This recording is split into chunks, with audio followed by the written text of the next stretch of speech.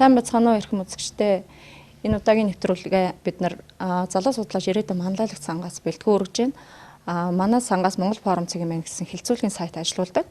Энэ сайтаар энэ 2015 онд бол эдийн засгийн эрхчлөөний чиглэлээр хилцүүлгүүдийг явуулж эхэлсэн. За энэ удаад бид нар эдийн засгийн эрхчлөөний нэг шалгуур үзүүлэлт бизнесийн эрхчлөөний талаар ярилцгаад зочдоо урьсан байна. За энэ удаагийн нэвтрүүлэгт маань судлаач инхээр маань ирсэн байна. Эдийн засгч Бадралгой, бизнес эрхлэгч Санжаа маань ирсэн байна. За ингээд энэхүү нэвтрүүлгээ эхлүүлж байна. За инхээр ер нь энэ эдийн засгийн эрхчлөө тэр дундаа бизнесийн эрхчлөөг ер нь олон улсад тий судалдаг, шаалгадаг тий улс орнуудыг байр эзлүүлдэг. Ер нь бид нар хаана явсан бэ? Энэ талаар та юу гэж бодож байна? Таны хийсэн судалгаа харсан үтсэн юм байна. За баярлалаа. Тэгэхээр энэ эдийн засгийн эрхчлөө манайхан чинь нэг л улс төрийн эрхчлөөг сайн мэдээд байгаа шүү дээ. Сонгогдох эрхчлөө гэдэг. Гэтэл ерөөсөө эдийн засгийн эрхчлөөгийн бие даасан эрхчлөөний хэлбэр гэдэг талаас нь иргэдэг сайн хүлээж авахгүй байна. Тэгээд энийг үнэлдэг тодорхой хэмжээний байгууллага байна л да. Wall Street журнал Heritage Sun хоёрны одоо хамтраад 1992 оноос хойш дэлхийн улс орнуудын эрхчлөөний индексийг гаргаад байгаа эдийн засгийн эрхчлөө. За манай Монгол улс 2015 оны энэ сангийн рейтингээр 100 оноо авах ёстойгоос 59.2 оноо аваад 96 дугаар байранд орсон байна. Тэгэхээр энэ 50.2 гэдэг оноо нь бол хагас эрхчлөөгүй гэсэн 3 ангиллалын хувьд бол одоо хагас эрхчлөөтэй оронд тооцогдоод явж байгаа. За эдийн засгийн эрхчлөөг нь хэмждэг дотор нь ингээд задлах юм бол 10 хувааж байгаа эдийн засгийн эрхчлөө, бизнесийн эрхчлөө, худалдааны эрхчлөө, татварын эрхчлөө, засгийн газрын зардал, мөнгөний эрхчлөө, хөрөнгө оруулалтын эрхчлөө, санхүүгийн эрхчлөө, өмчлөх эрхчлөө, авилгаас ангид байх эрхчлөө, хөдөлмөрлөх эрх гэсэн. Энэ 10 хэмжигдэхүүний дунджаал 50.2 онооч гараад. За харин өнөөдөр ярих гэдэг байгаа бизнесийн эрхчлөөний тухайд бол 68.2 оноо авсан байж байгаа юм. Энэ Heritage сангийн мэдээлэл өөртөө ямар аргачлал гаргадаг вэ гэхээр бол Дэлхийн банкнаас улс орнуудын мэдээллийг авч байгаа шүү дээ. Тэгээд Дэлхийн банкны мэдээллийг нь үндэслээд тэрэн дээр анализ хийгээд энэ үнэлгээ гаргадаг юм байна. За бизнесийн эдийн эрхчлөөний хэмжигдэхүүнийг бол 10 ийм процессор 10 зүйлээр хэмжиж байгаа. Нэгээс түүгээрэл 69.68.2 оноо авсан байж байна. Бадралгой та эдийн засгийн эрхчлөө гэдэг эдийн засгч юу? Ер нь эдийн засгийн эрхчлөө гэж юу юм бэ? Эдийн засгийн утгаараа тэр дундаа бизнесийн эрхчлөө гэдгийг юу гэж ойлгох юм бэ? Эдийн засгч томьёолт. Эдийн засгийн эрхчлөө гэдэг бол утгаараа бол яг утгаар наваад үсэх юм бол хүн хөдөлмөр эрхлэх эрхэлсэн хөдөлмөрийнхөө үднэнд бол орлого олж авах, олсон орлогоо бол буцаан захиран зарцуулах хэрэгтэй байхыг бол олчлон бол эдийн засгийн эрхчлөө гэж ойлгож байгаа. Энгийнээр хэлэх юм бол эдийн засгийн утгаар. Эдийн засгийн утгаараа нэгжилж эдийн засгийн эрхчлөөтэй бизнес эрхлэх гэж байгаа. Бизнесийн эрхчлөө гэх юм бол яг эргүүлээд ярих юм бол одоо бизнес юу аж ахуй эрхлэх. Аж ахуй эрхлэхэд хэр зэрэг хүнд төвөгтэй байна уу, тэ? Аж ахуй байгуулахад ямар гэдгийг эрхэлж үйл ажиллагааны явуулахад ямар бэрхшээлүүд учирч байна уу? Аж ахуйгаа эрхэлж үйл ажиллагааны зогсоо хийхэд ямар өртөг зардалтай хугацаас шаарддаг юм. Хүчлэн өөрөөр хэлбэл аж ахуй эрхэлж бизнесийг эрхлэхэд бол хэр зэрэг төвөгтэй байдаг гэдэг асуудлыг л эрхчлөл гэж ойлгож байгаа юм л да. Тэгэхээр нариндаа хэлэх юм бол яг бизнес эрхчлөөтэй гэж хэлэх юм бол яг гэхээр бизнесээ ямар бизнес эрхлэх сонголт цайтай өөрөө дураараа сонгодог гэсэн үг тийм ээ. Бизнес эрхлээд явж байхад нь бол гадны оролцоо, түүн дотор төрийн оролцоо саад дотор багтаа байгаад байдаг тийм ээ. Тэгээд үр дүнгээ үзээд гаргаад ирэхэд бол яг гэхээр үр дүнгээ бол өөрөө аль болохоор бүрэн хэмжээгээр өөрөө тэр үр дүнгээ бол хүртэж түүнийгээ захир зарцуулдаг юм байхыг л бизнес эрхчлөл гэж ойлгож байгаа юм да. За инхээр судлаач хэллээ. Манай Монгол улсад бол бизнесийн эрхчлөө, эдийн засгийн эрхчлөө олон улсын төвшөнд бол ийм хэмжээнд явж байна. 50%, 60% явж байна л гэж юм тийм үү? Эдийн засгч Бадралгой эдийн засгийн эрхчлөө мөн л эрхчлөө тий бизнесээ чөлөөтэй сонгох, түүнийгээ чөлөөтэй эрхлэх хязгаар дарамтгүйгээр энэ л эрхчлөөг ойлгодог юм а эдийн засгчд гэж ингэж ярьж байна. Санжаа маань Монголд өнөөдөр бизнес эрхчлөө ямар байна вэ? Яг таны ойлгож байгаа. Миний ойлгож байгаагаар бол бизнес эрхчлөө байхгүй. Одоо бизнес хийх бизнесийн эхлэлийн шатнаасаа л эхлээд проблем гардаг. Жишээлх юм бол хөрөнгө асуудал өөрөөр дөнгөж бизнес хийж байгаа. Одоо аж ахуйн нэгж юм эсвэл өөр хүмүүс одоо ямар нэгэн байдлаар хөрөнгө оруулалт хийх боломж нэг хомс байдаг. Заавал өндөр хүнтэй зээл авдаг. За банкны хүү бол харьцангуй гайгүй. За тэгээ банк улсын санхүүгийн байгууллагын хувь хүнээс ах дүүгээсээ гэх мэтлэн маш хүндрэлтэй. Өөрөөр хэлбэл төрөөс дэмждэг, тэрэнд тусалдаг тийм одоо юм баг байхгүй. Гэтэл энэ өөр одоо өндөр хөгжилтэй орнууд бол банклан бизнес хийж байгаа улсуудыг дэмждэг сангууд, банкны одоо шалгуурууд нь харьцангуй гайгүй ийм байдаг хахад манай Монголд бол ер нь бол үндсэндээ хайцсан гэж хэлж болно. Тэгэхээр бизнес эхлэхээс эхлээл бизнес эрхлэгчид проблем барь. Тийм ч учраас олон аж ахуйн нэгжүүд үүсээд явандаа дампуураад алга болдог юм. Энтэл хамгийн түрүүнд таны бодлоор бол хөрөнгө оруулалтын хамгийн том асуудал бол хөрөнгө оруулалт. Маш хэцүү. Одоо бизнес эрхлэхэд нэг аж ахуйн нэгж байгуулад нэг аж ахуйн нэгжийн гэрчлэгээ авах бол аюу амархан байна юм. Тэр бол бизнес эхлэх одоо нөгөө дарааллын хувьд бол мөн боловч жинхэнэ бизнес эхлэхэд бол одоо мөнгө одоо тэр хөрөнгө оруулалт энэ тэр бол одоо маш асуудал. Тийм учраас цаг хугацаа хаадаг олон хүмүүс аж ахуйн нэгж байгуулаад дампуурдаг. Монголд бол хэцүү бас хаягдмал хөгжиж их байдаг бизнес. Бадралгаа таны бодлоор тэр сая санжаа хэллээ шүү дээ тий. Бизнес эхлэхэд хамгийн нэг хэцүү зүйл бол хөрөнгө оруулалтын асуудал байдаг. Тэр бол төрөөс одоо тийм баталгаатай одоо юу гэдэг тий. Тийм таатай орчин бүрдүүлж чадахгүй байна гэж ярьж байна л да. Энэ тал дээр ер нь зах зээлийн эдийн засаг тий ямар байх ёстой юм бэ? Тийм таатай орчингийн бүрдүүлэх ёстой юу? Уг нь бол эдийн засгийн онлоор бол аль болохоор бол төрийн оролцоогүй байх ёстой. Адам Смитийн нэг үндэстнүүдийн баялагын тэр номноос үзэгдэх хувьд эдийн засгч өөрөө бол зах зээлийн эдийн засаг өөрөө бол үл үзэгдэгч гарын тусламжлалаар зохицуулах гэж явна гэж байдаг байхгүй. Тэр үл үзэгдэгч гар гэдэг нь юу вэ гэхээр зах зээлийн үйлдэлний хэлж ерөөсөө тэрний тусламжаар зохицуулагдана гэж. Төр өрөөс оролцдоггүй сонгол онлоор үздэг. Дараад нь бол одоо Кен центрийн онлайн дээр бол юу болж эхэлсэн гэхээр бол эдийн засгт бол зайлшгүй төрийн оролцоо хэрэгтэй байна гэсэн ийм ойлголт гарч ирдэг. Зүгээр манай бизнесийн практик дээр бол яах вэ гэхээр бол төр бизнесийг дэмжихгүй байна. Түүн дотор бол ялангуяа санхүүжилт мөнгө төгрөгийн асуудлыг ихний ээлжийн хөрөнгө оруулалтын асуудлыг ярьдаг. Энэ яг бизнесийн эрхчлөө гэдэг асуудалд бол яах вэ гэхээр бол төр бол аль болохоор оролцохгүй бол бизнес маань бол эрхчлөөтэй явна гэсэн одоо эдийн засгийн одоо юу гэдэг байр суурь байдаг. Өөрөөр хэлбэл төр одоо сайхан тусалцаа үзүүлж санхүүжилтийг олж өгч байвал эрхчлөлтэй гэж биднээс үздэг. Харин төрийн оролцоог оруулж ирэхийг өөрсдөө бол шаардж яах гэсэн үг бол. Болж өгвөл төрийг бол эдийн засгт бол ерөөсөө бизнес ялангуяа бол оролцуулах шаардлага байхгүй байна. Зайлшгүй одоо төрийн оролцох шаардлага нь юу нэг бол нөгөөх бизнесийг бол зөв зүйтэй боловлоор нийгэмд одоо үр ашигтай чиглэлөө явагд хоёрдугаар бизнес бол хоорондоо чөлөөтэй өрсөлдөх, шударгаар өрсөлдөх. Энэ нөхцөлийг л зохицуулахын үүднээс төр оролцоос биш бол бизнес бол төрийн оролцоо ерөөсөө шууд оролцоо ялангуяа хөрөнгөнд итгэх гэдэг юм те. Тийм оролцоо бол байх үндэс байхгүй юм байна.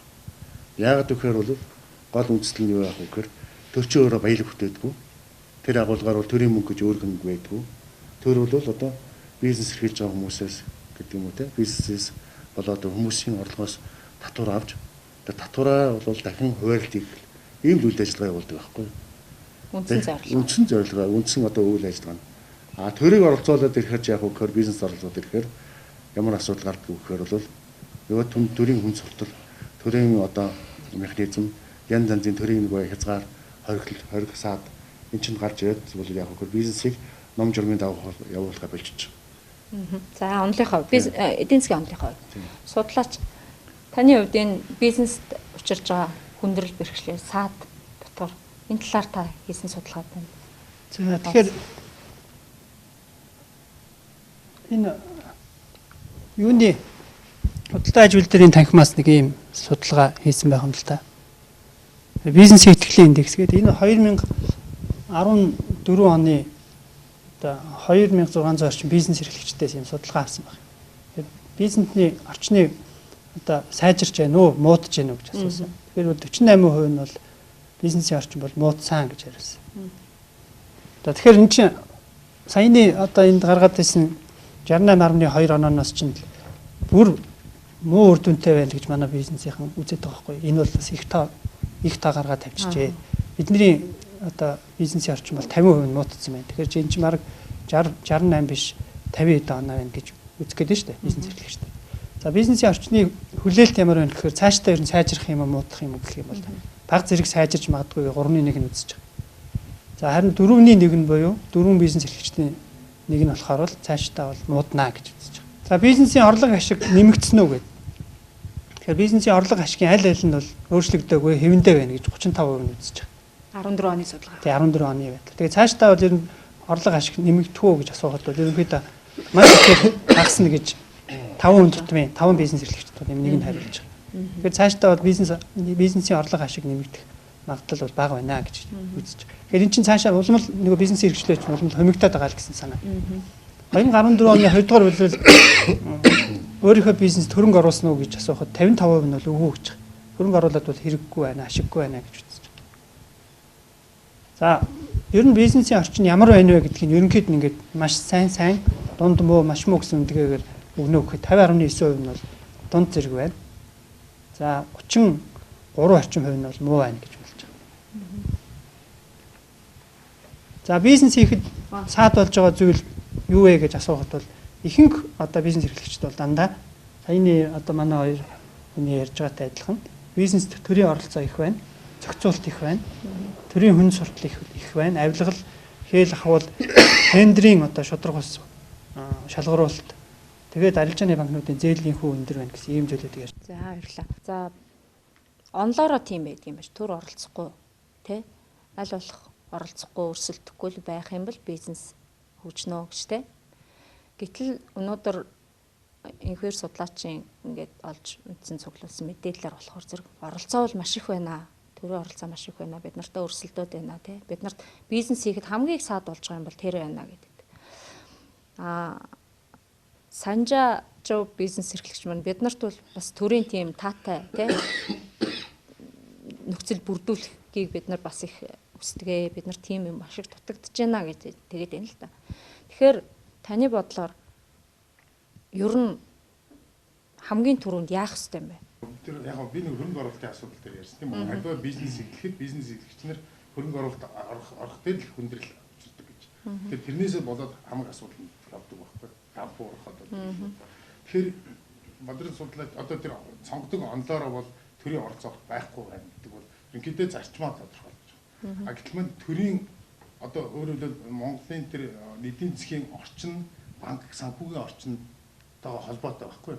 Монголд банк санхүүгийн орчин маш одоо өөрөөр хэлбэл мөнгө хүйлийн маш том систем. Монгол бол мөнгө хүйлийн орн. За гадаадаас ямар ч одоо хямдхан хөрөнгө оруулалт олж ирсэн байсан арилжааны банкаар дамждаг. Арилжааны банк тэрийг өөрийнхөө өндөр хүүг тулгаад бизнес эрхлэгчд олгодог. Тэгэхээр Монгол бол ерөөсөө төрөв яах гэхээр бизнес эрхлэх хүмүүс бизнес эрхлэх орчинд бүрдүүл харин тийм мөн эдийн засгийн өөрөөр эдийн засгийн орчинд банк санхүүгийн орчинд ордог. Учраас банк санхүүгийн орчин бол үнэхээр мөн. Манайд Монголд дэлхийд дээр хамгийн байхгүй өндөр хүү мөнгө санд болдог банкуд. Тэгээд дэрнээс дээш одоо хувь хүмүүс банк санхүүгийн байгууллагууд энэ юмнууд ингэдэг учраас бизнес эрхлэхэд хамгийн одоо яг бодтой тэр зовоодог юм бол банкны өндөр хүү. Тийм учраас бизнес эрхлэх дампуурч. Уг нь бол яг онлын хувьд чиний бизнес амжилттай болоод чиний аз амжилтгүй бол чиний хох тийм үү? Гэтэл маань явж энэ хохирж байгаа мөнгүүд маань ерөөсөө бидний л мөнгө байхгүй юу? Монгол улсад ашиггүй нэг хүний 10,000 доллар ашиггүй байх гэдэг чинь бидний л хохиролтой. Тийм учраас энийг бас харгалзаж үзэх ёстой. Тэр орчныг сайжруулах ёстой. Тэрийг би яг тэгж асуух гэжсэн та хариулчлаа. Ер нь эдийн засгийн орчин ямар байх ёстой юм бэ те? Бид нар ер нь юм яавал сайжирчих юм бэ гэдэг. Тэгвэл таны бодлоор эрх зүйн орчин ямар байгаа юм бэ? би одоо эргэцэн орчны талаар хайх тэр судлаагүй. Зүгээр Зүгээр л амьдрал дээр та яадаг юм бэ те? Одоо би ухаандаа би одоо татварыг 10%-аар ч юм уу одоо аж ахуйн нэгжид оруулалтуулсан татвар төлдөг байхад оюу толгой гэдэг компани огт татвар төлөхгүй байх ч гэдэг. Доктортой байдлын гэрээ гэдэг юм ороод ирж байгаа. Яагаад одоо аюунхай маань татвар төлдөг үү? Иргэн санжаач юу татвар төлөх ёстой. Энэ шударгаш байдал чинь ерөөсөө бизнесийн орчныг тэр чигээр нь устгах гол вирус нөхгүй. Энэ вирус энэ шудраг бас бизнесийн тэгш орчин үүсэхгүй бол ямар ч хүн бизнес эрхлээд нэг хэсэг хүн татвар төлөхгүй баяждаг, нэг хэсэг хүн татвараа төлөөд дампуурна шүү дээ. Угаасаа тэр чинь үүсгэх чадвар байхгүй байна. За. Судлаач бизнес эрхлэхээс саад болж байгаа энэ төрийн хүнд суртал, авилга, тэ хууль хэрэгждэггүй байдал гэдэг чинь шүү дээ, тэ. Танд яг хийсэн одоо нэг бизнес дээр хийсэн тэ судалгаа гэдэг юм уу? Одоо жишээлбэл тэр бизнес эхлүүлэхэд хэр хугацаа цаг зардал гардгийг тэ үргэлжлүүлэхэд хэдийхэр цаг хугацаа зардал гардгийг ингээд энэ талаар хийсэн яг тийм судалгаа ч юм уу юм байна уу танд? Ер нь бол бизнес эрхлэгч чинь ингэж хариулаад байна шүү дээ. Гол нь ерөөсөө бидний бизнесийн эрхчлөлөг боомлж байгаа юм чинь бол төрийн оролцоо бүр хэрэгс итэрсэн байна. Төрийн хүн суртал их байна. Тэгээд нэг гол онцлог нөхөр одоо Монголын нэг онцлог нь юу гэхээр нөгөө бүх мөнгө чинь ихэнх нь дандаа төрд байдаг. Сая нөгөө санжаач бизнес эрхч хэлээд байна шүү дээ. Анх бизнес эрхлэхэд чинь хөрөнгө мөнгөний асуудал хамгийн хүнд байдгаа гэдэг. Манайх чинь жижиг улс оронд хүн амцаад оронд чинь ихэвчлэн дандаа улсын төсвийн хөрөнгө оруулалтаар том хөрөнгө оруулалт нь хийж явж байгаа байхгүй. Тэгэхээр тэр төр чинь өөрөө бизнест оролцоогоо нэмэгдүүлээд төр өөрөө бизнес хийдэг байгууллага болсон. Жишээлбэл төрийн компаниуд бол маш их олон татаа байж байгаа шүү дээ. Тэгээ тэр маань өөрөө төрийнхөө мөнгөний зохицуултыг нь өөрөө хийж явдаг учраас бүх хүмүүс л одоо болж байгаа бизнес хийж ивэл төртэй холбоотой бизнес хийх сонирхолтой болсон байна. Тэгэхээр энэ хэвчлийн төрийн одоо эрхцэн орчноос илүүгээр төрийн өөрийнх нь оролцоо байгаад байгаа. Хориг хязгаарлалтуудаар бизнес хийх халдаж байгаа юм. Төр их оролцож байна гэж. За би нэг бизнес эрхлэх нэг жишээ энэ боддог дээр тусгай зөвшөөрөл шаардахгүй. Тийм нэг жишээ судалгаа хийсэн юм л да. Жишээлбэл Иргэн Б гэдэг хүн энэ 2015 оны 7 сард англи хэлний юм сургалтын төв нээх гэдэг юм бизнес эхлүүлэх гэж явсан. Тэр хүн ямар процесс дамжаад ямар хугацаа зарцуулаад зардлаа бол надад хэлээгүй. Нууц учраас. За зөвшөөрлийг бол нийтдээ 2 сарын хугацаанд хөөцөлдөж 7 сараас хойш 9 сард зөвшөөрлөө одоо бизнес эхэлсэн гэж байна. За одоо энэ процесс юм би яриад. За эхлээд бол мэдээлэл яаж олсон бэ гэвэл англиний сургалт нээж ажиллуулахад юу шаарддаг тухай интернетээс материал хайсан байна. Тэгэхээр энэ чинь мэдээж төрийн байгууллага олгож байна шүү дээ. Нийслэлийн мэрэгжлийн хяналтын байгууллага боловсролын яам хоёроо зөвшөөрөл авд юм байна л да. Сургалт эрхлэх тусгай зөвшөөрөл гэж юм байт юм.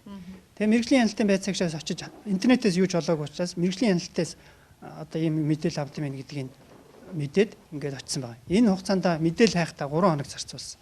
Хэрвээ төрийн байгууллага ингээд та нар ийм бизнес хийх гэж байгаа бол ийм материал бүрдүүлээ шүү гэдэг юм интернет веб сайтн дээр хурдан тавьчихсан бол энэ хүн 3 хоног зарцуулахгүй. Хэдхэн цаг. Тэгээ хэдхэн цагийн дараа мэдээлэл олчих боломжтой байсан. Дараа нь материал бүрдүүлээд нөгөө мэрэгжлийн хяналт дээр очисон чинь шаардсан зүйлүүд нь энэ байна. Одоо баг уншихад бүрдүүлэх хөвгтэй тий. За энд бол мэдээд зайлшгүй шаардлагатай ч юм байгаа бох, зайлшгүй шаардлагагүй юмнууд ч байж. За ингээ материалаа бүрдүүлэхдээ 2 хоног зарцуулсан. Нэг олон бичиг байрны зөвшөөрлүүд аваад. За тэгээ материалаа нөгөө холбогдох байгууллагад нөхсөн. Мэргэжлийн хяналтаар дүгнэлт гаргуулд юм байна л да. Ажлын байрны дүгнэлтээ гаргаад. Тэгээ дараа нь боловсролын байгууллагад очт юм байна. Ингээ материалаа өгөөд хариу авах шат 1 сар 14 хоног зарцуулсан гэж.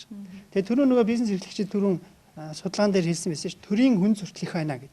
Жишээлбэл энэ хүн Б гэдэг хүн боловсролын хилцээс нэг дүүргийн боловсролын хилцээс нэг бичиг авах авцар гэсэн байна. Тэгээд тэр бичиг авах гэчихэд 1 сар болсон гэж. Одоо энэ 1 сар 14 хоног гэж. Юу гэсэн гэхээр яваад очихоор мэрэгчлэлтэн байхгүй амраа явцсан. 100 таарад ч тэгсэн юм уу яасан. Нөгөө яваад очихдоо тэр дарга дээр байгаа дарга амарцсан гэдэг гэж. Ингээд тэр ганцхан бичиг авахгүй 1 сар болсон.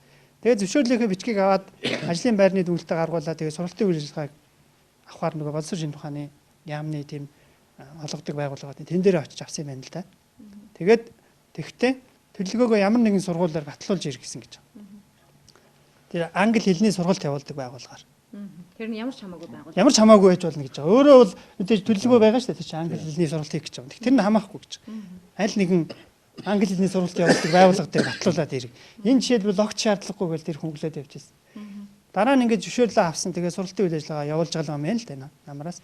Тэгээд энэ сургалтаа эхлэхэд ингээд 7 хоног зарцуулсан. Ингээд нийтдээ бол энэ чинь нэг тусгай зөвшөөрөл шаардаа зүйд болдгоо бизнесийн хувьд л 2 сар хугацаа зарцуулж байгаа. Зөвхөн эхлэх юм. Тэг эхлэх юм. Тэгээ одоо цаашаа яваад ямар зөвшөөрөл юунууд саад дотор гарах нь бол бүүмэд. Одоо тэгээд нөгөө хяндаг шалгадаг байх юмнууд нь гарч ирж штэ. Мэргэжлийн хяналт зөвшөөрлөө өгсөн юм чинь тэрнийхээ дагуу хяналтаа тавьж таарна. Тэгэхээр байх юмнууд шаардах байх. Тэгээ ингээд саяны нэг тодорхой жишээн дээр авсан бизнес хийхэд саад болж байгаа зүйлийн талаар дүгнэж хэлэхэд бол энэ чинь шаардлагагүй зүйлүүд дээр төрийн хүн суртал, төрийн оролцоо их байгаа байхгүй юу? Жишээлбэл тэр нэг албан бичиг авахгүй тэгэхээр тэр албан бичиг бол ямар ч ач холбогдолгүй гэж байгаа. Өөрөө нэр чинь материалаа судлаад явж байгаа юм чи мэдчихэж байгаа шүү дээ. Тэрийг авахгүй ч 1 сар зарцуулж байгаа чинь. Тэгээ бас нэг мэрэж бас нэг сургалтын байгууллагаас төлөвлөгөө батлаа. Тэгэхээр ерөнхийдөө бол энэ чинь сургалтын байгууллага чинь мэдээж стандарт шаардах нь зөв. Тэгээ стандартыг шаардаад тэр стандартыг хангасан байвал өгчдөг. Хангахгүй байвал тэгэл болж хэрэгтэй шүү дээ. Танд одоо их боломжгүй. Тэгээ явж энэ хэлний сургалт гэдэг чинь өөрөө явж нөгөө мөнгө хаанаас олох юм гэхээр англи хэл заалгах сонирхолтой хүмүүсээр л хэмжигдэн ш. Сайн байвал тэр төв дээр очин, сайн биш байвал тэгэл дампуурч. Таны одоо би ингэж ойлголоо л доо. Стандартаа мөрдөөд явж байгаа тохиол заавал зөвшөөрлөө авах шаардлагагүй. Тийм зарим одоо шаардлагагүй юм дээр төр ингээд заавал зөвшөөрөл авах хэрэгтэй гэж заачиж байгаа байхгүй. Стандартаа бол тогтоож өгч бол заавал зөвшөөрөл өгч байх албагүй гэж бодож байгаа. Энэ л одоо бизнес саад болж байгаа тэрийн оролцоо зохицуулт их байна. Тэгвэл бадралгүй. Тэгвэл ер нь зөвшөөрөл тий тусгай зөвшөөрөл гэдэг энэ зүйлийг төрөөсөд олгоод байна шүү дээ тий. Энийг ер нь ямар үйл ажиллагаа эрхлэхэд олгох ёстой тийм олон улсын жишг хандлага юм байна уу? Хамгийн хэцүү асуудал нь тусгай зөвшөөрөл болж байгаа шүү дээ. Энэ тусгай зөвшөөрөлтэй холбоотой ч нөгөө хүн суртал чинь гарч ирж байгаа. Хүн суртлын давхын тулд чинь дахиад нөгөө хэл ахуулын асуудал. Нөгөө бизнес эрхлэгчид судлаа чинь сая үзнээр хамгийн хэцүү 3 асуудал төрийн зохицуулт гэж хэлж байгаа шүү дээ.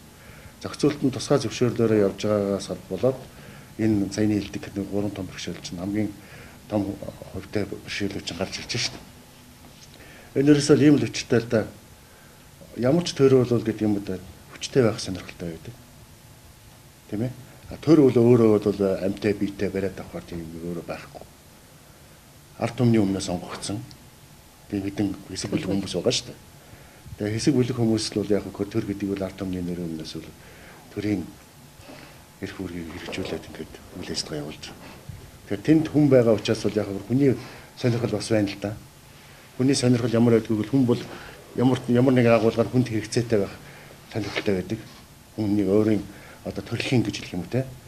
Хүнд хэрэггүй хүн гэх юм бол тэр хүн бол хэцүү хүн гэсэн үг те. Нөгөө талаас бол яг хөө тэр хүн гэдэг бол яг хөө ямар нэг одоо хүнээс илүү гэж өөрөөгөө илүү байдал байх юм бол хүний сэтгэл хангалуун байдаг. Энэ бүх байдлаас үүдээд бол яг хөө бол жишээлбэл төрд ажиллаж байгаа хүн бол тэргээрээ бахархал юу байх вэ? Тийм ээ? Төрд ажиллаж байгаа хүн. Төрийн албаа агч болсон шүү би одоо. Тэгэхээр тэр бус хүмүүсээс бол төрийн биш хүмүүс ялгах хэрэгцээ тэр хүнд гарч ирээд байна л да. Тэр агуулгаар ингээд хөөгд бодоод үзэхээр яг үгээр бол энэ хүн сурталын тусгай зөвшөөрлөө асуудал чинь яасан гол үндэс шалтгаан тэндээ орж чадах шүү.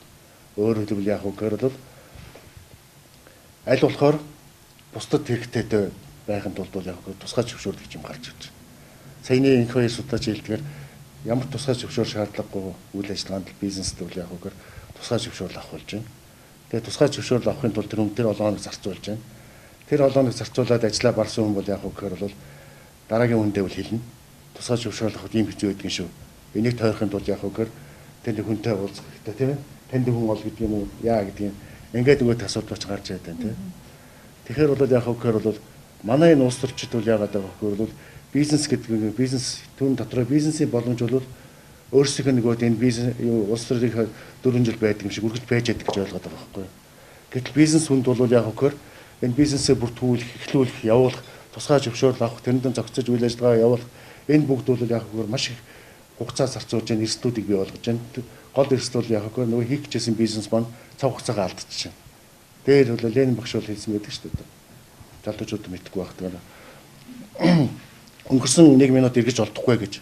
Яг тэрнтэй адилхан зарчим бол зах зээлийн эзэнс үйлчилж байгаа шүү дээ. Нийгэмд аюултай жишээлбэл зэвсэг үйлдвэрлэх.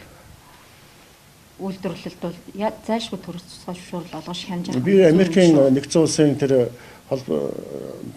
тусгай зөвшөөрлөхийн нөхцөлд ерөөсөө 13 үйл ажиллагааны зөвшөөрөл авч ирлээ дээ. Зөвхөн 13 үйл ажиллагааны зөвшөөрөл бизнесийн тусгай зөвшөөрөл. Тэн дотор бол юу яа нэхэр цөмийн зэвсэг гэж хэлж байлаа. Хүнсний юуны хүнс биш хөдөө аж ахуйн импорт холбоотой үйл ажиллагаа явуулах дээр орж ирж байлаа. Тэр усан тээвэр гэж байлаа. Гол агуулга нь юу байх вэ? Агуулга нь бол ерөөсөө бол яг үгээр бол нийгэмтэй тий олон нийт хүмүүсийн эрүүл мэнд аюулгүй байдалтай холбоотой юм дээр тусгай зөвшөөрөл авна. Тэрнээс шууд яг үгээр бол бизнес болгон дээр манайх шиг ингээд тусгай зөвшөөрөл авах юм бол ингээд хүн суртал аюулгын их үүсвэр болно гэсэн үг л дээ. Тусгай зөвшөөрөл гэдэг нь бол одоо яг нарийнда эдийн засгийн агуулгаар бодоод үзэх юм агуулгаар бол яг үгээр бол тэр бол төрийн зохицуулалтын хэлбэр байх хэрэгтэй. Тэрнээс бол тусгай зөвшөөрөл гэдэг бизнесийг эхлүүлэх, тэгээ бизнесийг эрхлэх зөвшөөрлийн асуудал ерөөсөө биш. Бизнес эрхлэх гэж байгаа хүн бол яг үгээр өөрөө хөрөнгөтэй эслээ даана зах зээлээс судалсан болон бүтэн надад хэрэглэж олно. Би энийг хийнэ гэж байгаа бол хийх үйл ажиллагаа. Тэрнээс бол тусгай зөвшөөрөл олцоод бол тэр бизнес нь амжилтанд хүргэж ерөөсөө байхгүй шүү. Автсан бизнес бол тэр агуулгаар бол яг үгээр бол тусгай зөвшөөрөл бол зөвхөн засгийн газрын зохицуулалт буюу нийтийн эрх ашиг улс орны эрх ашигтай холбогдолтой ийм бизнес дээр бол яг үгээр тусгай зөвшөөрлөгийн тухай асуудлууд хэрэгжиж байна. Санжа бизнес эрхлэгчээс би асууя. Та зөвшөөрлөлтөй үйл ажиллагаа эрхэлдэг үгүй юу? Та төрөөс зөвшөөрөл авч ирсэн тохиолдол байна уу? Ямар нэгэн байдлаар. Одоогор байх. Гэхдээ ер нь би нэг ийм дээр санал нэгдэхгүй байна. Юун дээр ихэд төрөл их муухай хувь хүн бизнес хийх яхаар болов гал одоо ингээд зовоогоод идэх гэсэн нэг ийм эсрэгцүүлсэн байр сууриас ер нь яриад байгаа юм л ер нь либерал үзэл онолтой. Гэхдээ төр бизнес хоёр өөрөө ялчгүй холбоотой юм байна. Тэгэхээр би бол төрийн оролцоо байх ёстой гэдэг би бол үүсэхгүй. Яг бид нэг л нийгэм, нэг л газар нутаг одоо цуглал байж байгаа учраас төрийн оролцоо байх ёстой. Ястаа түрүүний хэлдгээр тусгай зөвшөөрөл өгдөг салбарууд байна. Жишээлбэл одоо уул уурхай салбар тийм ээ. Одоо байгаль орчныг асар ихээр бохирдуулдаг. Тэгээд тэрнийх нь одоо үр дүнд одоо тэр байгаа улсуудын амьдрал одоо мал аж ахуй гэдэг юм бол болцоо тусгай зөвшөөрлөг өгөх ёстой. Манайхаа харин ганцаа юу гэж яддаг хэр тусгай зөвшөөрлөг өгөхгүй юм дээр тусгай зөвшөөрлөг тухай ойлгох хэрэгтэй. Тэгээд тусгай зөвшөөрлөө мөнгө олох хэрэгжил өөрөлдөл тийм төр гэдэг нэг мангасын тухай яриад гэтэл төр гэдэг чинь цаана угаасаа төрийн албан хаагчнаар дарах зэрэг одоо тэр том улс төрчил байгаа шүү дээ. Тэр энэ улс төрчдийн тусгай зөвшөөрлөөр зориултын одоо олон нийтийн хүмүүсийг хамгаалахад зориулагдж байгаа тэр тусгай зөвшөөрлийг өөрийнх нь бизнес хийх мөнгө олох хэрэгсэл болгоод байгаа л асуудал байна. Тэр энийг одоо хяндаг уул нь хууль хяналтын цагдаагийн шүүх гэд байгуул байгаа ч гэсэн тэд нар өөрсдөө бас асуудалтай учраас ерөөсө хяндаг газар байхгүй. Тэгэхээр энэ Монголын улс төрийн өөрийнх нь энэ тогтолцоо, энэ хариуцлага хинж хүлээдгүй нэг юм сонин систем бол угаасаа энэ бүх салбарт нөлөөж байгаа. Боол усаар эрүүл бүх. За. Инхээр ийм саяын ингээд ярианаас сонсоод харах юм байна л та. Төр зохистой хэмжээнд оролцвол зөв юм байна. Зөв юм аа гэл те. Бадрал эдийн засгч болохоор ингээд шүү. Ер нь бол тэр тусгай зөвшөөрөл гэдгийг чинь тий тэр нийгэм аюултай тэр л зүйлд өгдөг болохоос бүх зүйл та бас яг тийм бодолтой байсан тий. Тэгэхээр та нэг түрүүний хальт дурдсан тий стандартыг маш сайн болгох хэрэгтэй. Тэрийг одоо бүх зүйлд зөвшөөрөл тусгай зөвшөөрөл гэлтггүйгээр зөвхөн стандартаар тэрийг бас стандартаа сайжруулах боломж байна гэсэн юм. Тэгэхээр та энийг тодруулаад ярил. Яг энэ одоо бизнес эрхлэлийн хэмжигдэхүүний чинь дэлхийн манайхыг үнэлэхдээ одоо бизнесээ эхэлж байгаа процесс нь илүү дамжлагтай байна. Цаг хугацаа илүү их зарцуулж байна. Зардал нь их байна гэж үзээд л ийм дунджаас жоохон техник үнэлэг өгöd байгаа хэрэг шүү дээ. Яг манай Монголын нөхцөл гэдэг юм бол энэс ч бага оноо авах юм нөхцөл бүрдсэн гэж би бодож байгаа. Тэгэхээр яг юундаа вэ гэхээр тэр төрийн оролцоо, төрийн зохицуулалт хоёр. Тэгэхээр яхаараа оролцох болчтой, яхаараа зохицуулах болдгийг гэдгийг ялгааг бас манай төр маань олохгүй шүү дээ. Гэтэл зохицуулах гэж нэгэд шууд оролцож байгаа байхгүй. Жишээлбэл тэр тусгай зөвшөөрлийг шаардлагагүй юм дээр өгөөд ийн гэдэг чинь уг нь зохицуулах харилцааг оролцож байгаа шүү дээ. Өөрөө дунд нь ороод чи бол чи эрхэл гэдэг имиж чинь төр өрөө тогтоож өгдөг. Тийм учраас тэр оролцоогоо багасгаад зохицуулт нь бол байж байгаа хэрэгтэй. Тэр зохицуултын нэг хэрэгсэл нь юу гэхээр өндөр хөгжсөн орнуудад ерөөсөө юу гэхээр стандарт л байж байгаа. Стандартаа гаргаж тавьчаал энэ стандартад нийцсэн бол та нар үйл ажиллагаа явуулж болно. Зохицоогүй энд стандартаа нийцэхгүй байгаа үйл ажиллагаа явуулбал бид нэр зогсоох хэрэгтэй. Тэгэл болоо. Тэгэл одоо нэг олон янзын бичиг сажигнаш аваад ирэхгүйгээр стандартынхаа шаардлагыг хангасан бичгээ аваад иргээл. Тэгэл тэрийг хангах юм бол зөвшөөрлөө шууд өгчдөг. Аль эсвэл төрийн байгууллагуудыг төрийн бас байгууллагуудаар орлон гүйцэтгүүлэх гэдэг байж штэ. Жишээлбэл бизнесийн саяны боловсролын үйл ажиллагаа гэхэд бол тэр чинь боловсролынх нэг төрийн бас байгууллага өөрөө тэр зөвшөөрлөх асуудлыг хариуцдаг байж болно шүү дээ. Тэгээ стандартыг хяндаг. Яг нь мэрэгжлийн ялтын байгууллага хяндаг төгсөөдөг байж болно. Тэгэхээр зөвшөөрөл эхлэх тэр үе шатын болохоор боловсролын байгууллагууд багш нарын холбоо ч юм уу байж болно шүү дээ. Тийм мэрэгжлийн байгууллагууд. Англи хэлний багш нарын холбоо. Тэгээ стандартад нийцсэн байна энийг явуул. Тэгээ зах зээл дээр өөрчлөлтөө чадaltaй бол мөнгө олоод явна. Чадахгүй бол тэгээд хэрэглэгчгүй бол хаалгаан барина шүү дээ. Заавал тэрэн дээр тийм тусгай юмыг өгөх шаардлагагүй гэж бодож байна. Тэгэхээр энэ төрийн оролцоог багасгаад зохицуултыг нь ихсэхийн тулд яах аргагүй стандартчлаа шинжлэх хэрэгтэй. Тусгай зөвшөөрөл өгдөг тогтолцоогоо өөрчлөх хэрэгтэй. Гэж бодож байна. Бадрал эдийн засгч энэ нэг юм яриа байдаг шүү дээ. Одоо энэ практик дээр харагдаад байна. Тусгай зөвшөөрөл эзэмшиж байгаа хүн те эзэмшиж явах явцдаа ямар эрсдэлтэй зүйл байдаг вэ гэхээр тусгай зөвшөөрөл өгсөн газар нь тэрийг цуцалдаг. Тэгэхээр яалтчгүй нөгөө бизнес эрхлэгч нар чинь нөгөө төрийн байгууллага албан тушаалтнаас айж имэж тэрийгэ цуцлуулчихгүй байх, түтгэлзүүлчихгүй байхын тулд нөгөө авилга хэлгахвал гэдэг зүйл чинь нөгөө хууль бус зүйлүүд чинь бий болох үндэс болоод байна гэсэн яриа байдаг шүү дээ. Энэ тал дээр ер нь цуцлах ч юм уу тэгээ олгох энэ хоёр эрхийг хоёр тусдаа субъект эсвэл цуцлах асуудлын зөвхөн нөгөө нэг тэгш мэтгэлцэх гэдэг зарчим руу илүү нөгөө шүүхийн процесс шүүхтэр очиж тэр цуцлах асуудал нь шийдэгддэг байвал зүгээр юм гэсэн юм зарим бизнес эрхлэгчдийн санал байдаг. Та энэ тал дээр юм байна. Би ч одоо ер нь санал нэг байна л да. Тусгай зөвшөөрлөгээд олгочдөг. Тэгээд тусгай зөвшөөрлөлтэй холбоотой маш том эрсдлүүд гарч ирж байна. Тэр нь яг нөгөө зөвшөөрлөө сонгуулах, эсвэл зөвшөөрлийн хүчингү болгоно гэдэг тийм ээ. Хураан гэж ярьдаг тийм. Янз янзын асуудал байгаа шүү дээ. Эсвэл бол буруу болгосон байх ч гэсэн асуудлууд яригддаг янз янзын. Тэгэхээр бол яг хөр нэгэнт бизнес эрхэлж байгаа юм чинь аль хэдийн тэр бизнес эрхлэнэ гэж бодоод тооцоогоо хийгээд хөрөнгө мөнгө оруулсан байдаг. Гэтэл бол төрийн байгууллага тэрийг нь бол бодож үзгүй яг хөр очиж шууд зогсоогоол дуртай байцааг чинь хаах тавиал хааж хийж яваад гэдэг. Ингээд бол яг хөр тэр бизнес чинь бол маш их хохирол үлээж байгаа байхгүй юу? Хэрэглэгчээ алдахаас өсөөлөө тэгээд оруулсан хөрөнгө төрийн талаар ингээд шүүхээр явна нөгөө асуудууд янз янзын юмнууд болно. Тэгэхээр бол яг хөр тэр тусгай зөвшөөрлийг цуцлах асуудлыг бол тусдаа өөр хөндлөнгийн этгээд эсвэл тусгай зөвшөөрлийг бол олгодог этгээд цуцалдаг этгээдүүд нь бол одоо өөр байх юм уу те. Тэр нь бол одоо шийдвэр гаргадаг гэсэн үг шүү дээ. Гуравдагч этгээд байх нь үл зүйтэй юм шиг л. Зөвхөн миний судалж байсан унш мэдснээр бол яг хөр энэ хуучин зүйл толгойд улсын арианд ордог гэсэн бүрэлдэхүүн улсууд байна шүү дээ.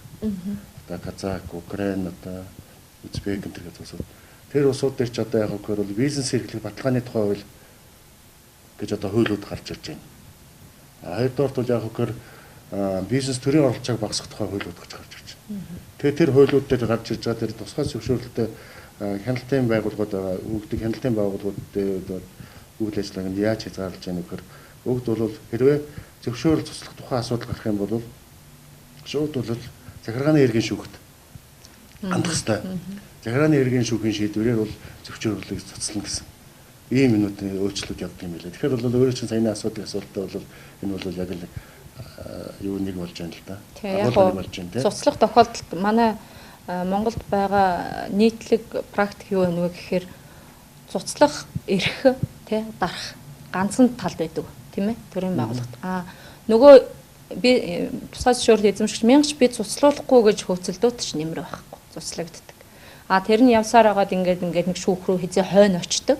Тэгвэл тэр нөгөө нэг таны хэлдгээр нөгөө хөрөнгө мөнгө цаг хугацаа бүх юм нь алдагдаад тусдаг тий. Тэгэхээр яг нөгөө дэгш хилцэх гэдэг юм уу дэгш юу яах тий асуудлаа ярих нэг төвшөнд ярих тэр л боломжийг шүүхтэр олгож байгаа юм гэж бодож байна. Тэгэхээр би санжааж бас нэг юм асуумаар санагдлаа.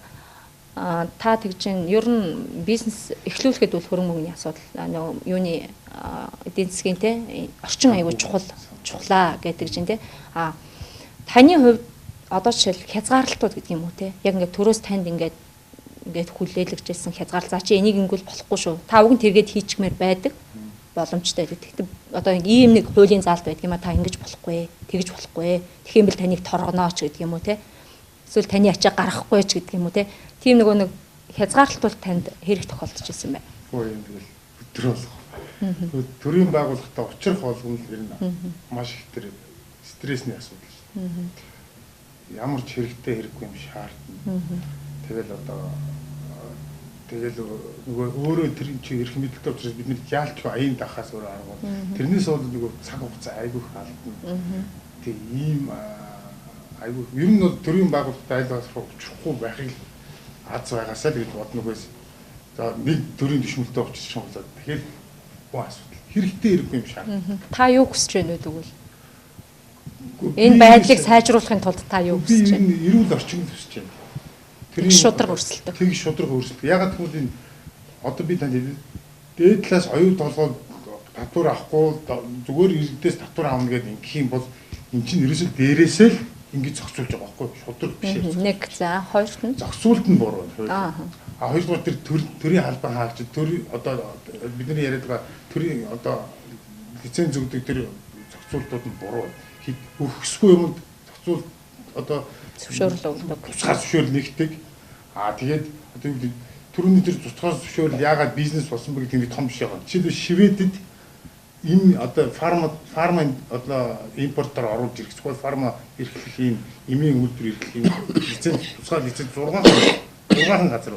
Тэгэхэд Монгол 340 хэдэн аж ахуй нэгж ийм оруулж ирэх болон одоо яа импортлох ийм хэрэгтэй. Тэр чинь бизнес учраас хэдэн сая хүн амтай өчнөө манайхаас хэд дахин олон хүн амтай Шведэд 6 авахад манай Монгол 300 хэд биш. Тэр чинь ер бизнес тусгай зөвшөөрөл бизнес болц. Тэгэхээр энэ төрийн албан хаагч нарын тавих хяналт байхгүй. Хяндаг байгууллага нь одоо авирахтаа тэнцэх газар шүүх цагтаа эдгээр нь бас өөрөө асуудалтай. Хяндаг юм баг. Бас мөнгө өгсөний зөв хүнгээд одоо шүүхээс мөнгө өгсөнд нь үйлчлдэг болохоос ш одоо яг шударгаар нь шүүгээд авдаг шүүх хов. Та тэгвэл хяналтын механизмыг яаж өөрчлөмөр вэ? Улс төр тал одоо ихтэй улс төрийн нөхцөл байдал үржиж сая бизнес явагдана, сая зөв шудрах хуультай болно, сая зөв шудрах цагдаатай болно, авирахтаа тэмцэх газрын зөв ажиллана. Уул юмнууд нь байгаад байгаа байхгүй. Авирахгүй манайд бол хяналтын байгууллагууд маш их байна. Авирахтаа бүх юм. Супер энэ байгууллагууд одоо супер мөнгө саагч байгууллагаас супер хяналт тавьдаг байгууллага. За. Тэгэхээр ингээд судалгаануудаас ингээд хараад байхад одоо энэ бизнесийн орчныг те тэр эхлэх, үргэлжлүүлэх, дуусгах процессыг ингээд судлаад үзэх. Ер нь дуусгах одоо те. За боли бизнесээ би хаа те. Үнэхээр дампуурлаа. Хэцүү боллоо. Энэ тохиолдолд ингээд бизнес эрхлэгч хаах тохиолдолд ер нь Монголд хэрэг цаг зав, мөнгө, хугацаа зарддаг юм бэ? Тийм судалгаа байна уу? Ер нь бол одоо энэ нөгөө бизнес эрхлэгчдийн итгэлийн индекс гэдэг бодлоо ажилтны хүмүүс гаргаад байгаа шүү дээ. Тэр байна. Тэгэхээр бусад энэ судалгаанаас хараад тахад бол бизнесээ дуусгах процесс нь бас тийм амархан хийгдчихгүй байгаа юм бас. Яагаад одоо жишээл би дампуурлаа зарлая гэж байна нэг компани. Тэгэхээр яагаад дампуурж байгаа гэдэг асуудлыг нэг их бүхий төрийн байгууллага чинь тэр дуусгах зөвшөөрөл өгсөн тэрийгэ буцаах гэдэг шүү дээ. Одоо жишээл улсын бүртгэлийн газар компани бүртгэлийн эхэлсэн. Тэгээ бүртгэлийн байхгүй болох. Тэгэхээр манайх чинь нөгөө яг тэрийгэ дуусгаад одоо бид нэр ингээд өөр бизнес эрхлэж гэдэг юм аль эсвэл дампуурлаа гэхэд яагаад дампуурч юу яасан ийсэн. Тэгээд та нар ямар зардлаа нуугаад яагаад ингэ татвараас ингэж үгээ дахиад баг татварын шалгалтанд орох. Тэг эрсдэлтэй болж ирж байгаа. Тийм учраас одоо нөгөө нийгмийн даатгалын өр мөргөлийн компаниуд их үүссэн шүү дээ. Сая юу гэсэн чи нийгмийн даатгалаа төлөхгүйгээд бултаад тэгээд одоо компани байхгүй болох гэж байна гэдэг ингээ хардаад цаашаа бараг л ингээд өөр асуудал хяналт шалгалтанд өртөх магадгүй. Тийм учраас зөндөө олон компаниуд ингээ явж л байдаг тийм. Ядагчгүй. Тэгэхээр чи энэ дуусгах процесс нь бас асуудалтай байгаа болохоор л энэ үл хялбар байх ёстой юу? Та нарын бодлоор. Эсвэл бас нэг зөвстэй нэг тийм бас тийм практик төр байна л да. Дампуурлаа худлаа зарладаг. Өөрөөр хэлбэл асар их хүмүүсийг дөөрсөн эсвэл олон банкудаас зээл авчихад дампуурлаа гэдэг нэг мөнгө өгөхөнд бол дампуурдаг. Тэр практик байгаа учраас бас энэ төрийн хяналтын механизм бас байхаас аргагүй бас. Гэхдээ Монгол би нэг ийм ялгаа олсон. Германд бол хондоо хязгаарлалт одоо аж ахуйн нэгж байгуулж байгаа хүн 50,000 Deutsche Mark хуучин одоо Deutsche Mark-ийн юу даатгал төлөх юм бэл. Одоо хэрвээ тэр компани дампуурах юм бол тэр аж ахуйн нэгжүүдийг даатгацсан компаниуд чинь тэр дампуурлын хариуц төлдөг юм. Өөрөлдөл одоо ямар үр ширтээ хин нийгмийн даатгалын ямар авлагатай үлдэх тэрний нөгөөд тэгээд тэр аж ахуйн нэгжид байгаа үлдсэн тэр одоо үйл хөдлөх хөрөнгөний юмнуудыг аваад тэндээсээ өөрөө буцаад одоо юугаа болдог. Ийм манайд бол зүгээр тийм байхгүй. Манайд бол дампууруудын хогч нь одоо чиний бизнес надад хамаагүй гэсэн л би түрүүнээс миний мөнгө шатж байгаа гэдэг чинь манай Монголд орж ирж байгаа үр бүтээлтэй зарагдах мөнгө чинь л алга болчихж байгаа. Тэрийг бид нэр бас ойлгох хэрэгтэй. Ер нь тэгвэл за ингээд болохгүй төрийн оролцоо их байна, зохицуулах юмгүй юм дээр ороод байна ч гэдэг юм уу те стандартаа мөрдөхгүй зөвшөөрөл тусгай зөвшөөрлийг илүү те хэрэгжилж юм гээл эхлүүлэхэд дуусгах нь бараг эхлүүлэхтэйгээ бараг илүү те зардал их чирэгдэлтэй ч гэдэг юм. Ингээд ийм проблемууд бол Монголд бизнес их эрхчлөөнд саад дотгор болж байна. Энийг сайжруулахын тулд эдийн засгийн механизмыг яаж ажиллуулах ёстой вэ таны бодлоор? Бодрол. Эдийн засгийн. За энд бол эдийн засгийн механизм гэхээс илүү ер нь иргэдийн оролцоог сайжруулах шаардлагатай энэ төрөнд. Энэ юу гэсэн үг вэ? Иргэд бол өөрсдөө бол энэ бизнесийн эрхчлөө гэж ярьлаа шүү дээ. Улс төрийн эрхчлөөний төлөө тэмцэж энэ төр бас барьдаг туршилтаа хүмүүс одоо гэж одоо энэ огтны амраас гаргаагүй улс төрийн эрхчлөө гэж авсан гэдэг бахархаад байдаг. Тэгээ нэг эдийн засгийн эрхчлөөг эдэлж чадахгүй байх гэдгээ мэддэг өөрсдөө тэмцдэггүй. Тэрийг мэддэггүйгээс болоод тэмцдэггүй. Ийм учраас бол яг хөө эдийн засгийн эрхчлөө бид бол эдлэхийн тулд бол энэ янз янзын энэ хууль дүрм журам тогтоомж одоо ямар эдлэгт нь юу саад болоод байгаа юм тийм ээ. Тэрний төлөө тэмцэх асуудал дээр бид бол яг хөө өөрсдөө босруулах хэрэгтэй хүмүүс мэдлэгээ сайжруулах хэрэгтэй. Бүр сайжлах юм бол яг хөө тэмцэх ямар хэлбэрүүд байж болох вэ? Тийм ээ. Тэмцэх хэлбэрүүд хүртэл зохион байгуулалтын асуудлууд хүртэл ярил бас болцоотой байгаа байхгүй. Өөрөөр энэ чинь бол яг хөө яа тэмцэх гэхээр бол мэдээж годамжинд гарч одоо яа чагсаал хийгээд гэдгээс илүү би ямар агуулгаар хэлж яах вэ гэхээр бол өөрсдөө холбоод өнтергээд байгуулах янз янзын нөгөө эвлэлт нэгдэх хэрэгтэй байгаад байгаа шүү дээ тийм. Тэгэхээр мэргэжлийн холбоотойгоо дамжуулаад гэдэг юм уу яадаг юм. Энэ бол яг хөө бол эсвэл бүс нутгаараа гэдэг юм уу газар нутгаараа гэдэг юм уу хот суурингараа гэдэг юм уу тийм ээ. Тухайн одоо бизнес эрхэлж байгаа этгээдүүд бол яг ямар нэг талаараа бол нийтх талаараа бол нийлээд эрх ашиг хамгаалахын төлөө бол өөрөөр эрх ашиг хамгаалалт гэдэг нь энэ бизнесийн эрхийг эдлэхийн тулд одоо өөрсдөө бол одоо тэмцэх хэрэгтэй байхгүй. Тэгээ тэмцэхгүй нэг. Би тэр тэмцэл гэдэг илүүтэй нэг хууль тогтоомжийг таатай тийм зохицуулттай болох тий. Одоо тэр нь санаач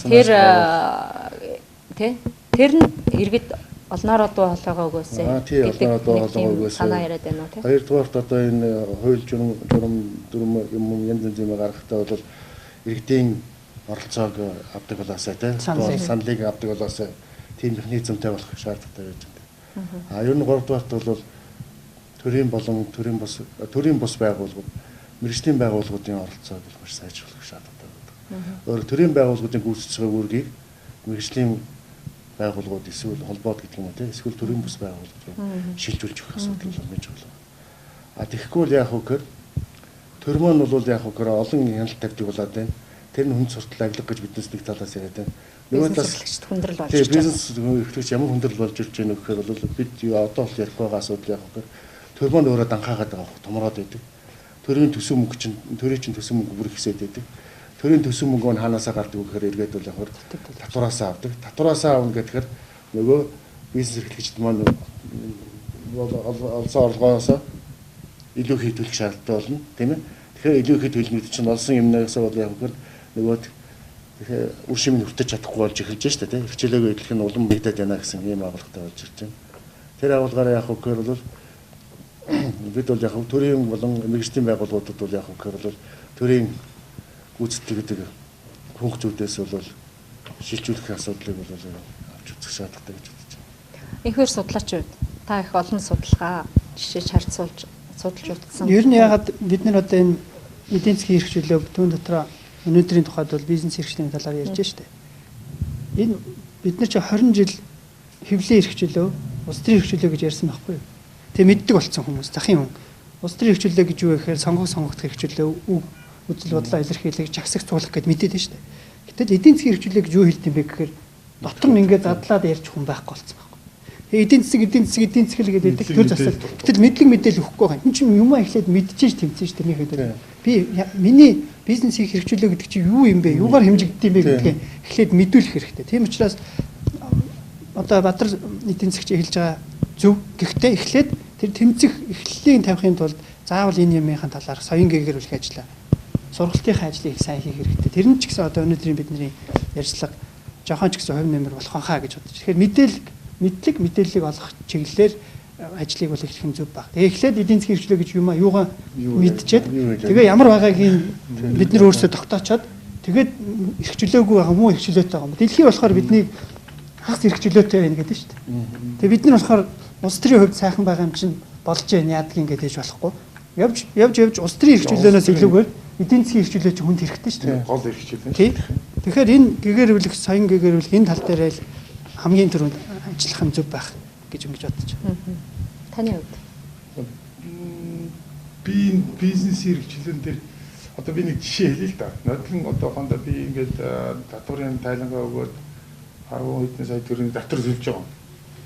Тэгээд татвараа төлөөд тун удалгүй татврын ямар газрын хүнээс илээ гэрээс нь нэг хэдэн миллиард төгрөг харанхуй өрөөнөөс нь хурааж авсан юм. Хэдэн миллиардыг авлаа. Өдрөөс бэлэн ингээ мөнгө ингээд гэртээ нэг өрөөгөөр дүүрээ аваад хим бизнес эрхэлчээ татвар өгч жахад тэнд нэг хулгайч өрөөгөөр дүүр мөнгө аваалаа. Ийм юм чинь хамгийн муухай байхгүй. Бизнесийн эрхчлөө, бизнесийн шудраг орчинд байхгүй байгаа хүн аюу татвар ямар сонирхолтой болж би ч улсад авдаг юм аавалгүй өглөө. Тэгээд ингүүд одоо юу гэдэг юм би тэрийг шудраг би яагаад та нар өнөөдөр мөнгө өгч байгаа би танаа тэр хүн улгаач чи ингээд 40 миллиардаар нэгээд мөнгө хураацсан үждэг би өгөхгүй гэж хэлэхэд чиний бичиг баримт чи өгөхгүй. Гэхдээ миний нөгөө хаамаг тайлан тооцоод бүх одоо аж ахуйн нэгжинээс юу гэж бүгд хурааж авчаад гантлаад байгаа. Тэр хамаагүй тэр чин тэр шүүгээр яваа биднэрт мөнгө өг гэх чинь. Тэгэл одоо би дараагийн жил нь баг дотор надад одоо угаасаа хийсэн ажилдаа л татвар төлж тэр заавал би гарны өмнөх чи тэгэхэд чи яагаад ингэж баг дотор төлж байгаа? Чамаг ерөөсөө шалгана 20 шалгана хянана. Би баг ашиг улс бол баг татвар төлнөх ашиг төлнө шүү дээ. Орчингийн тас сайжруулмаар байна тий. Одоо тэр нэг эмэгтэй бол татварын бол ерөөсөө ингээл гарна гэж. Өөртөө наашаа хүрээ дээр одоо хүрээ дээр яг очгоо байхгүй. Тэгэл маргааш хүрээ дээр байхгүй. Би амралтаа чи жоохон байж байгаад ирэхгүй юу? Хүний бүр ингээд бүр яг ингээд манкурт боол юм уу одоо бид нар хааш. Нэг эрэгтэй харилцаа өсгөх нэг дамталсан харилцаа өсгөх байхгүй. Тэр ийм байж ах чинь өдөр тутмын ийм хүндрэлүүд байж юу бизнесийн хэрэгчлээ, юу эдийн засгийн хэрэгчлээ. Юу ч байхгүй шүү дээ. Юу ч байхгүй. Бид нар яг зөв хэллээ мэдлэг мэдээлэл байхгүй. Мэдлэг мэдээлэл байхгүй ч одоо юу бизнесийн хэрэгчлээний хэмжигдэхүүнүүд нь юу юм бэ гэхээр энэ байна, энийг ойлгох юм байна гэх юм байхгүй. Энийг байлгахыг тусдаггүй. Улс төрчид яг бол аль дугаар тэнэг мангуу одоо юу ч мэдгүй хүмүүс хэрэгтэй юм улс төрчид. Хармаагийн сүүж гангаа санжаад та нэлээд юу сэтгэлийн хөдөлгөөнтэй ярьж байгаа тийм тэгж байна. Би ойлгож байна. Гэхдээ та зүгээр одоо ингээд мэдээж танд орчин аягүй хэцүү байна тий. Эдийн засгийн болоод эрхцэн тэгээд нөгөө төрийн албаа багш тийм нөгөө харилцаа ингээд маш олон зүйл хэцүү байна. Бид нарт ингээд хийхэд хэцүү байна гэж. Та зүгээр бусад бизнес одоо Монголын мянган бизнес эрхлэж баялаг бүтээгч ажиллаж байна дурч. Тэднэрт зориулаад тий одоо энэ орчноо сайжруулахын тулд бүгдээрээ ингээ гэдэг хэлэх уриалга байна уу? Ерөөсөө эдийн засгийн хэрэгчлөө бол энэ улс төрийн хэрэгчлээний цөмөн юм. Улс төрийн хэрэгчлээ яагаад тавьж өгсөн юм? Та уриалга байна уу? Юу гэж уриалмаар байна? Бүгдээрээ ингэцгээ л дээ гэж. Бүгдээрээ тэр заавал хүн болго адилхан татвар төлдөг байх ёстой. Яагаад заавал нэг хүнтэй доктортой байдлын гэрээ чид нэг хүнээс хармагаас үлдэх ёстой вэ? Тий. адилхан татвараа төлцгөөе. Өгдөг бол өгдөгөөрөө өгөхгүй бол болцгооё. Ер нь төр хэрэг байх хэрэг байна уу гэдэг бол одоо байна. Ер нь төр хэрэг байна уу? Том жижиг бизнес эрхлэгч бүгдээрээ ч гэдэг юм уу те. Ер нь бизнес эрхлэгч болгон адил тэгш орчинтэй л баяа л гэж хэлэх гээд байна тийм үү за. Ааха тэгж л уриалж байна уу? Гадаад бай, жон бай, аюу толгой бай, дулмаа цэцгээ бүгд адилхан төлөвч байгаа. Энэ чинь л аюу муухай байна. За. За энэ удаагийн нэвтрүүлэг инхүү гүндэрлэж байна. Ер нь яг хоо манай судлаач хэлээ, эдийн засгч хэлээ, бизнес одоо яг практикээр бизнес эрхэлж байгаа хүмүүс маань ярьж байна. Монгол бол бизнес эрхчлөөний хувьд хагас тийм эрхчлөөтэй орн байна. Бид нарт бизнес хийхэд маш их хүндрэлтэй байна. Тэр нь юу байх вэ гэхээр эрх зүйн болоод эдийн засгийн тэр юу бүрэндтэй зохицуултын бүрээнд тэр дундаа тусгай зөвшөөрөл гэдэг зүйлээр тэгээ төрийн оролцоо гэдэг зүйлээр бизнес эрхлэгчдийг маш их юу яаж хүндрэл учруулдаг юм байна гэдэг талаар ярьлаа. За тэгээд энэ Монголын маань бизнесийн эрхчлөө сайжрахын тулд бизнес эхлэх процесс маань хялбар, бизнес эхлэх цаг хугацаа маань бага, богино бага, бизнес эхлүүлэхийн тулд гаргадаг зардал маань бага тэр зөвшөөрөл янз бүрийн зөвшөөрөл бичиг баримт авлаа гэхэд тэр нь процесс нь маш тодорхой, ойлгомжтой, хаанаас ч маш богино хугацаанд олоод үзчих боломжтой, зардал нь бага За мөн бизнесээ дуусгалаа гэж бодлоо гэхэд бол тэрэнд маш цаг хугацааны хялбар, зардал нь бага ийм л байгаасай. Ийм л зохицуулт бий болчих юм бол ерөнхийдөө Монголын бизнес эрхчлөө бол аяндаа сайжраад явах боломж байна. Тэгэхийн тулд бид нар бүгдээрээ бизнес эрхчлөөний талаар ойлголттой иргэд маань болох хэрэгтэй байна. Тэгээд энийг шийдвэр гаргагчдад зөвөр ойлгуулдаг тэднэрт бас нөлөөлж чаддаг байгаасаа гэж бодож байна. Та бүхэнд баярлалаа.